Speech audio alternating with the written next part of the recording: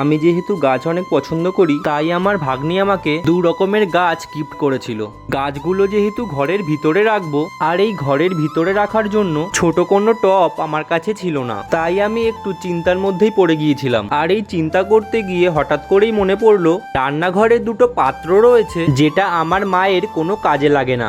আজ আমি সেই পাত্র দুটোকেই কাজে লাগাবো। যেমন ভাবনা তেমন কাজ। প্রথমে আমি কিছু মাটি আর বালি জোগাড় করে নিলাম। এরপর সেই মাটি আর বালিকে একটা বালতির মধ্যে ঢেলে নিয়ে ভালোভাবে হাত দিয়ে মিশিয়ে নিলাম। আর মেশানো হয়ে গেলে সেই মিশ্রণটাকে ওই 2টো পাত্রের মধ্যে সমানভাবে ভাগ করে নিলাম।